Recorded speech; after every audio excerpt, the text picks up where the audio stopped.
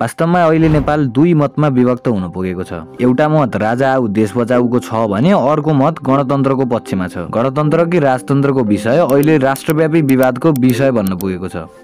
Nepalese protesters want to abolish their republic. But this one is trying to bring the king back. You heard that right?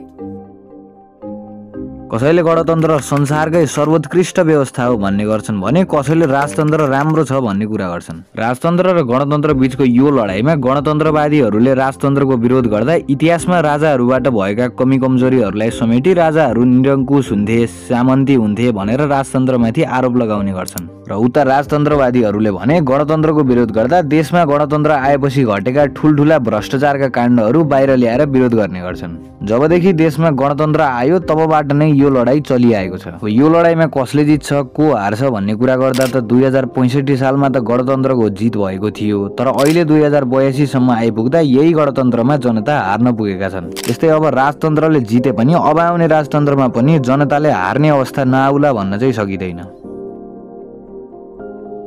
त्यसैले व्यवस्था जुनसुकै होस् जनताको मत सुन्ने र सम्बोधन हुने प्रणालीको खाँचो भएको देखिएको छ।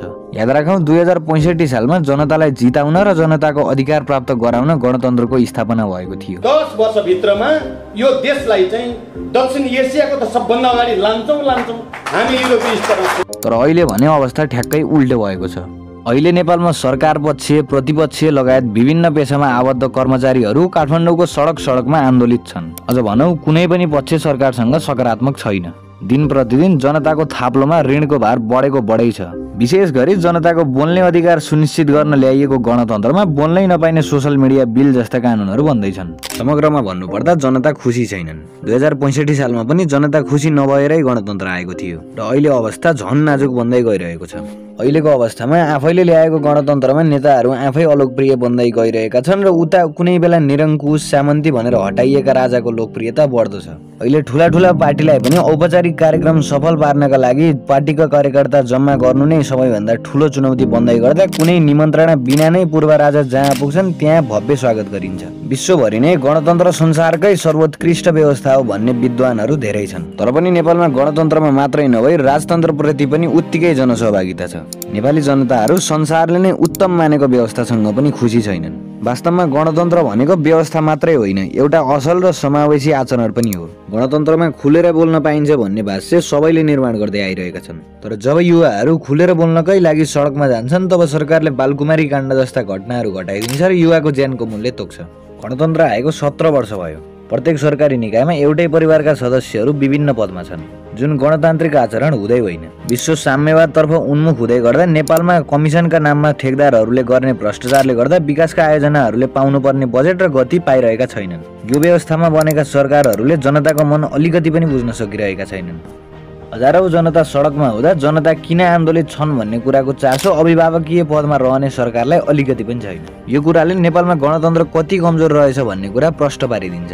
नेपालमा व्यवस्था परिवर्तनपछि समयक्रम अनुसार समयले ल्याउने परिवर्तनहरू त आए, तर जनताको जीवन स्तर र देशमा भने केही परिवर्तन आउन सकेन र यो कुरालाई व्यवस्था परिवर्तनका नायिकाहरूले समेत स्वीकार गरेका छन्। यो भन्दा त राजाहरू भन्दाखेरि त एउटा थियो नि सान, अहिले त सान पनि छैन, मान पनि छैन, इज्जत नि छैन। कस्तो भयो त हामीले बनाएको संस्था।